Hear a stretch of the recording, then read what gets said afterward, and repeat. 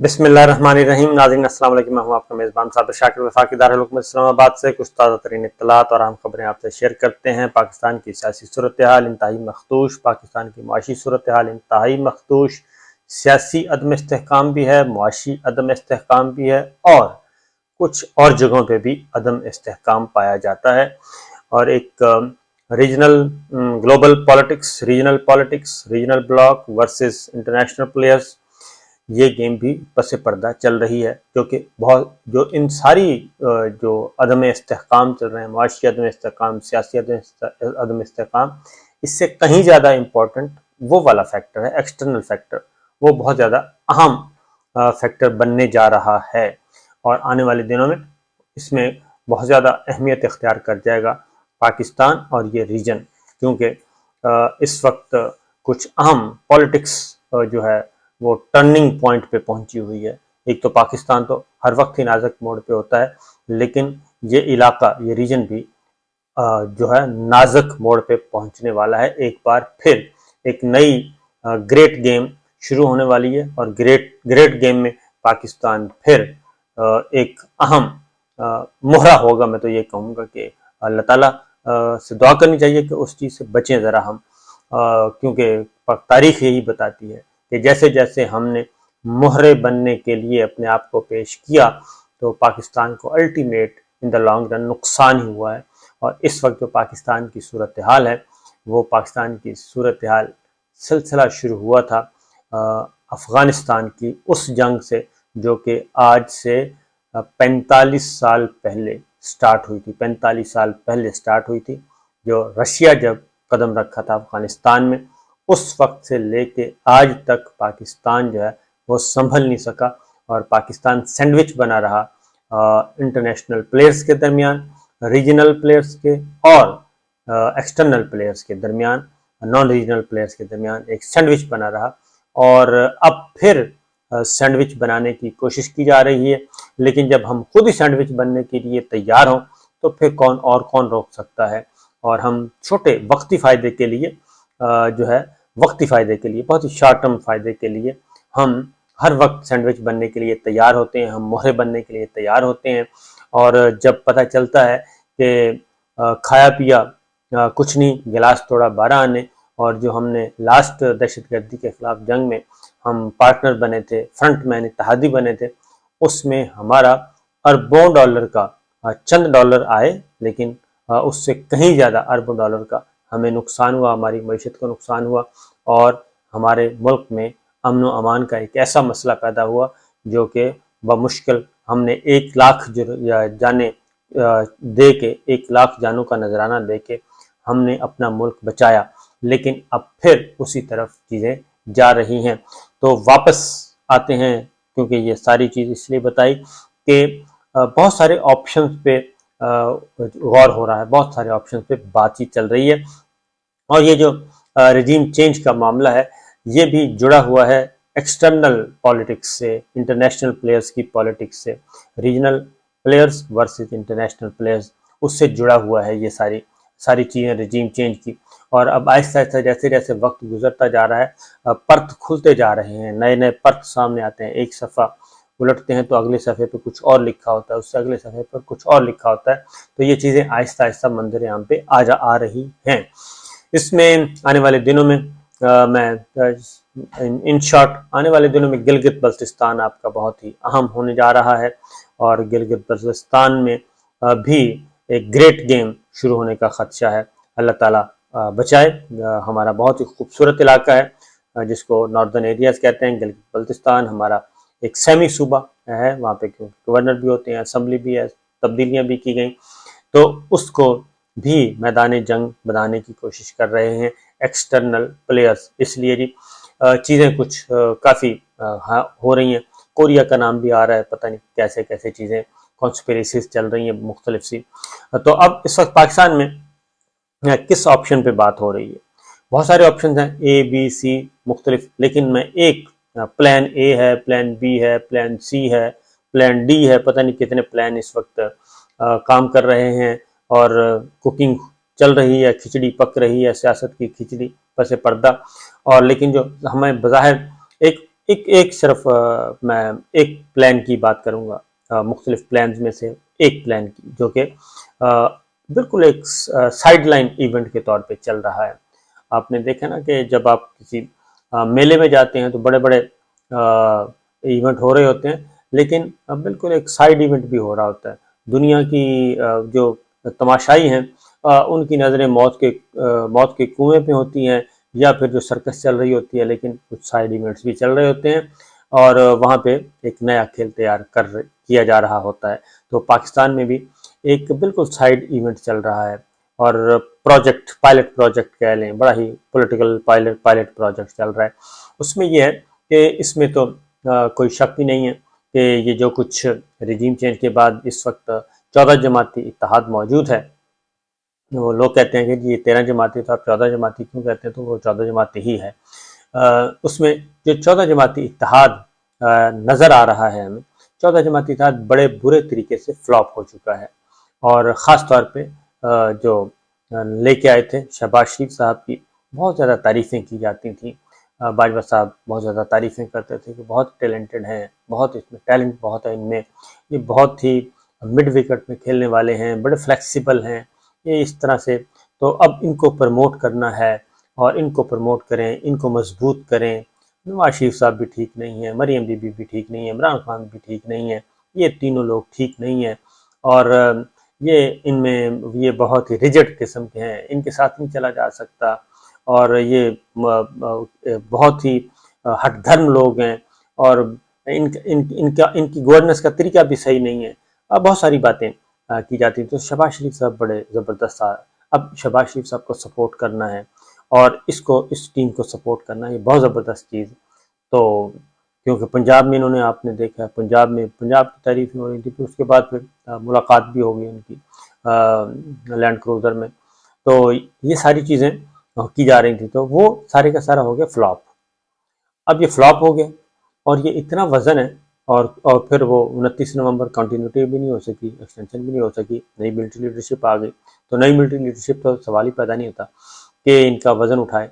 लोग अभी मुझसे बहुत सारा इख्तलाफ करते हैं, लेकिन अल्टीमेटली आप मेरी बात दुरुस्त साबित होगी कि इनका वज़न किसी ने नहीं उठाना, बिल्कुल नहीं उठाना। इनका वज़न ये गली कुचे में पड़ा होगा और इनमें से वो सड़ांड उठ रही होगी, इस निज़ाम से भी, इस ढांचे से भी, और इसको संभालने वाला कोई नहीं होगा। हर कोई नफ्सा नफ्सी का आलम होगा, अपनी चमड़ी बचाएगा, हर कोई अपनी इज्जत बचाएगा, अपनी चमड़ी बचाएगा, इसका करीब नहीं फटकेगा। तो बहरहाल आने वाले दिनों में आप देख लेंगे कुछ चीज़ें होती हैं, किसी को कोई चीज़ जल्दी हल हो जाती है, कोई ज़रा थोड़ा सा टाइम लगता है। तो बहरहाल ये अपना इनका वज़न ही इतना हो गया कि इनके वज़न के करीब भी कोई फटकने के लिए तैयार नहीं है, क्योंकि ये गिर चुका है। अब इनको ये सिर्फ सिस्कियाँ ले रहा है और इसलिए ये शहबाज शरीफ साहब और डार साहब ने तो बिल्कुल ही सत्यानाश कर दिया। मिफ्ता साहब होते तो शायद कुछ दाल दलिया हो ही जाता और कोई इज्जत बच जाती, लेकिन डार साहब ने तो बिल्कुल ही फना कर दिया है। और क्योंकि कौमी सलामती कमेटी के इजलासों में बताया गया था, पूछा गया था कि जनाब आप रोड मैप तैयार करें, तो आप कौमी सलामती कमेटी के आखिरी इजलास के बाद से लेके आज तक कितने दिन हो गए, आप ज़रा नोट कर लें। मैंने उस वक्त भी बताया था कौमी सलामती कमेटी के इजलासों में बहुत हालत ख़राब थी और ये सारा मलबा इमरान खान पे फेंक रहे थे। पीटीआई ने ये कर दिया, इमरान खान ने ये कर दिया, 3.5 साल में ये हो गया, शौकत तरीन ये कर गया, हफीज़ शेख ये कर गया, असद उमर साहब ने ये कर दिया, ये सारी की सारी रजा बाकर ने ये कर दिया, ये सारा एक पूरी दास्तान थी। तो उस वक्त भी कहा गया था रोड मैप लेके आए। तो रोड मैप, आपके पास क्या रोड मैप है? तो वो रोड मैप नहीं था, ना है, ना होगा।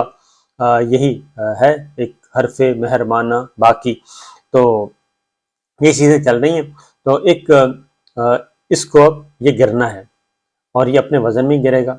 इसको सहारा देने वाला कोई नहीं होगा, इसको बचाने वाला कोई नहीं है, क्योंकि जो इनको लेके आए थे वो जा चुके हैं। वो 1+3 1+2 वो जा चुके हैं, वो अल्लाह को प्यारे हो गए सियासी तौर पे और इंतज़ामी तौर पे। जो इस वक्त मौजूद हैं वो इनको बचाने के लिए तैयार नहीं है, लेकिन कोई इनका नाम अपने ज़िम्मे नहीं लेना चाहता। जो एक पते की बात आपको बता रहा हूँ, कोई भी ये नहीं चाहता कि ये जो अपने वज़न में गिरते जा रहे हैं और रोज़ाना अगले दिन, जो आने वाला दिन, हर आने वाला दिन ये गहरी खाई में गिर रहे हैं और ये खुद ब खुद गिर रहे हैं, तो इनको हफ्ता पहले बाहर निकाल के इनको शहीद नहीं साबित करना कि ये कहें कि जी हम शहीद हैं और हमें तो शहीद किया गया है। ये देखें, वो बाजवा साहब लेके आए थे और इन्होंने हमें उठा के बाहर फेंक दिया। अब तो हम मुश्किल फैसले करने वाले थे, अब तो हम आगे बढ़ रहे थे। तो ये एक बुनियादी बात है जो कि इनकी ख्वाहिश के मुताबिक नहीं होगी।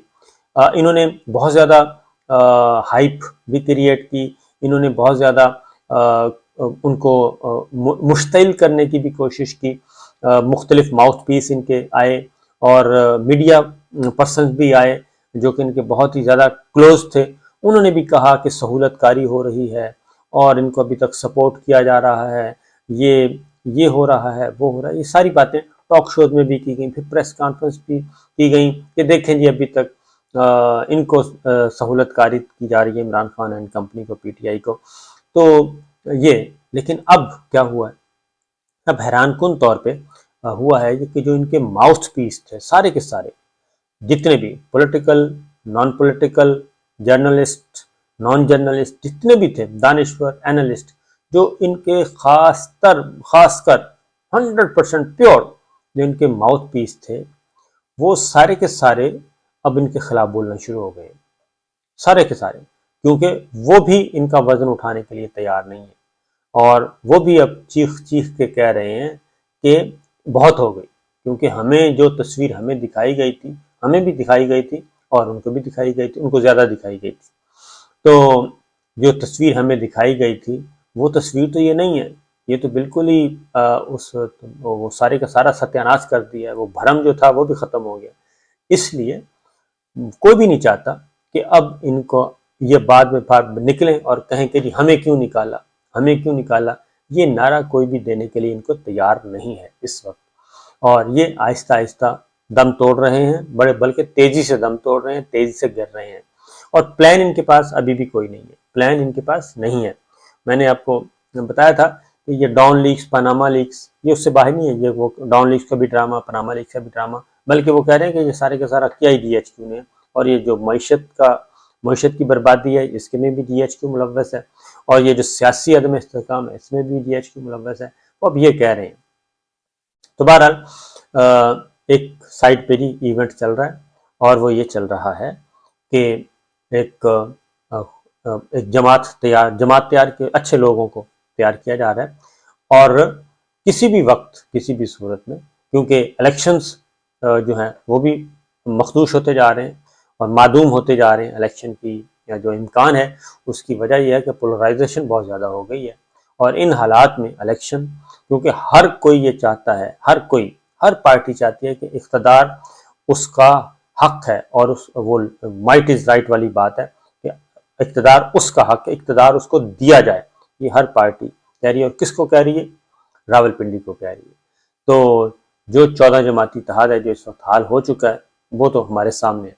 तो बहरहाल अब जो साइड पे चल रहा है जी, एक टेक्नोक्रेट्स सेटअप, एक तवील दौरानिया का टेक्नोक्रेट सेटअप, और एक नई सियासी जमात हमारे से वजूद में आ सकती है, लेकिन उसके लिए टाइम चाहिए, और उसके लिए पहले माहौल बनाया जा रहा है और नैरेटिव बिल्ड किया जा रहा है, सब कुछ किया जा रहा है।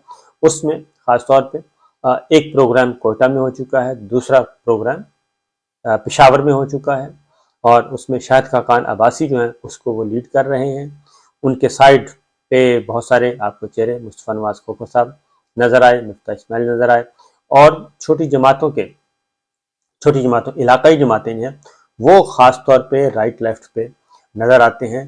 कोयटा, बलूचिस्तान, कोयटा से स्टार्ट होना ही एक बहुत बड़ा सिग्नल था, बहुत बड़ा इशारा है समझने वालों के लिए कि वहाँ के, और साबित क्या किया जा रहा है, ये क्योंकि हो भी रहा है, साबित ये किया जा रहा है कि ये जो बड़ी जमातें आपस में दस्तगिरेबान है, इनको मुल्क की कोई फिक्र नहीं है, और है भी ऐसा ही, इनको मुल्क की कोई फिक्र नहीं है। लिहाजा बेहतर है कि छोटे सूबों में महरूमी पाई जाती है, और इन सब को, ये मुख्तलिफ लोगों को इकट्ठा करके और एक टेक्नोक्रेट सेटअप लेके आया जाए, और उसको वो किस हद तक कामयाब होगा, किस हद तक नहीं होगा, ये तो एक अलग बहस है, क्योंकि उसके बाद भी बहुत सारी मंजिलें हैं उस टेक्नोक्रेट सेटअप को अप्रूव करवाने के लिए, उसको लेजिटिमाइज कैसे करेंगे, कौन सी शक्ल दी जाएगी। ये एक पायलट है, एक प्लान है जो मैं बात कर रहा हूँ। बाकी और भी बहुत हैं, वो मैं इंशाल्लाह अगली वीडियोस में आपको बता दूंगा। उनमें से एक ये है कि अच्छे अच्छे लोग, और उसके लिए कोशिश की जा रही है, माहौल बनाया जा रहा है, कोशिश की जा रही है, और कि उसमें ये अल्टीमेटली जो होगा 14 जमाती इत्तेहाद जो है इसको ये सूट करेगा। अल्टीमेटली ये 14 जमाती इत्तेहाद ने इस टेक्नोक्रेट गवर्नमेंट को सपोर्ट करना है, और क्योंकि इनके हाथ से निकल गया और इलेक्शन होंगे तो इमरान खान साहब आ जाएंगे, और इमरान खान साहब आए तो मजीद बर्बादी हो जाएगी इन सब की। तो इसलिए ये आखिर में ये सारे इस सेटअप को, जो टेक्नोक्रेट सेटअप है, सारे के सारे इसको देंगे, इसको सपोर्ट करेंगे। उस पर पॉलिटिकल नैरेटिव क्या इख्तियार होता है उसको छोड़ दें, लेकिन दर पर्दा उसको सपोर्ट कर रहे होंगे, और उसमें अपने दो दो बंदे दे देंगे कि जनाब ये दो दो बंदे हैं, हर सब भी देंगे, उसमें सारे के सारे आ जाएंगे। तो ये एक प्लान काम कर रहा है। मैच्योर होता है नहीं होता, ये एक बात की बात है। तो बाकी प्लान्स जो हैं वो इंशाल्लाह अगली किसी वीडियो में तरतीब से कोशिश करूंगा डेली आपको एक प्लान के बारे में जिक्र होगा। 4-5 प्लान है टोटल। इजाज़त दीजिए, अल्लाह हाफिज़।